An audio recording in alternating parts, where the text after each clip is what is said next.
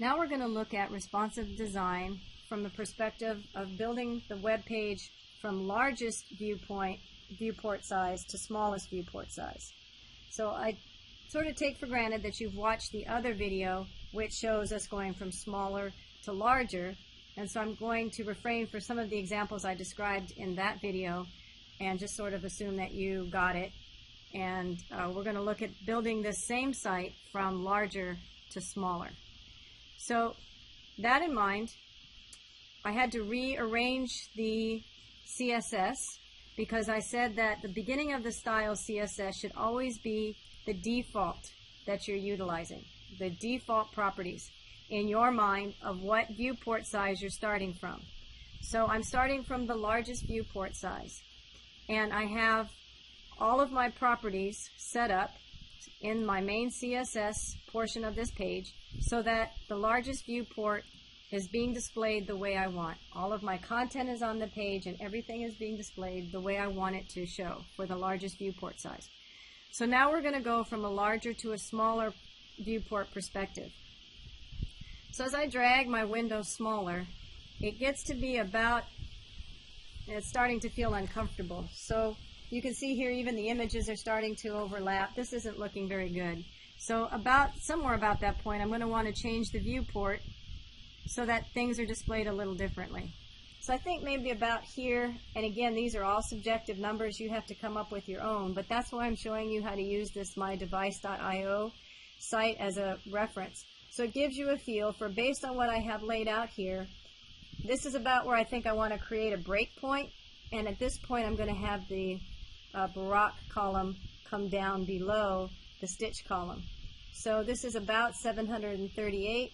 Again, it's not exact, but it gives you a pretty good indication. So I'm going to create a meter query so that at this breakpoint, 730, I'm not going to float these columns anymore. So right now, column 1 is floated to the left and column 1 is floated to the right. So we're going to create a meter query, media screen, and this time instead of min width, we're going to do max width. And what we're saying then is 730 pixels. Let me write before I talk. I can't do both at the same time. So what we're saying is if that screen is 730 pixels or smaller, then we want something to look different. So again, we have to keep in mind the fact that we're going from larger to smaller, and our maximum width then is 730 pixels. And at that point, we want to remove the float from the column 1 and column 2. So I'll use my class, column 1, and instead of using clear just for a different notation, I'm going to use float none, which is better. Just have to experiment with the ones and see what one works, as opposed to clear. We used clear before. So you can experiment with either one and see which one works better for you. I'm going to use float none. I'm going to just say whatever float there is, remove it, and let's see what that does to our page. Okay. And so if our page goes smaller, you can see that our float definitely is no longer being applied. I've got a column on top of the other. Remember again that anything that was set prior to this media query, the columns are still inheriting. So the column is still inheriting the black background colors that we set in place before, but now the float properties are being overwritten with the none properties. Excuse me. So because the colors are still in place, it gives us a good visual that the width is still being applied, that div is not taking up the full space that it has available to it. And in this case, I want it to take up the full space. I don't like the way that looks. So I'll come back into the column 1 and we adjust that width. I'll let it allow width. I'll let each div to take up its entire space at that point. And that should even things out there. Okay, so again, that's a good way to demonstrate using that background color. Gives us a good visual for how that div is actually being utilized in the browser. Sometimes it's not that obvious to us.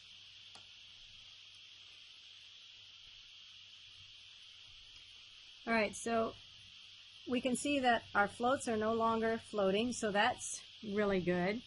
But how come this image is overlapping this other div? and that's not what I want. Oh no, I hate CSS. I know CSS is frustrating, but remember what I said in the last video. If you have an image that's being floated or some element that's being floated, it's been taken out of the HTML's or the browser's ability to figure out how high that image is or how high that element is. And so there's various things you can do. You can set the image size so the browser knows how much height to allocate. What I might do in this case is, I know that image is about 240 pixels high. So what I could say is, this is another way to go about it. For this column, I want the column to be a minimum height of, let's say, 280 pixels. So I'm letting the browser know that this has to be at least this column has to at least be 280 pixels high. So it gives it some kind of idea how much space to allocate for that particular div. And so things are, well, I could maybe make that a little bit more room. You can see it working. And then I'll also do this one at 300. And so it knows that it can't be any shorter than, and I'm giving it the measurements so that way it can't be any shorter than the element that I have floated. And I know that element to be about 280 pixels, and so that gives me plenty of room to make sure that that element fits, that floated element fits in the div. So now I've allocated for that. And I think then what we did was, when we went even smaller, in the prior image, we no longer wanted our images to show, and we also made our navigation show up on top of each other instead of side by side.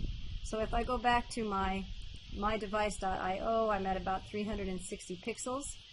And so, oops, I lost that, that's okay. Get that back so I can see it. Okay, so now I'm going to create another media query for the smaller viewport size screen, and remember it's max width, so anything smaller, gosh, think about what you're typing instead of talking at the same time. I can't do both. Okay, rub your belly and tap your head at the same time. 300 pixels maybe, and I don't need the semicolon. Okay, and so now what I'm going to do is, at the smaller screen size, any images I don't want to display. And I think we decided that we're going to take our LIs and we're going to display them as a block element instead of the inline, so that will display them up and down instead of across. And looks like I did not do something right, so we'll figure that out here. Oh, no, just didn't have it small enough. There it goes. All right.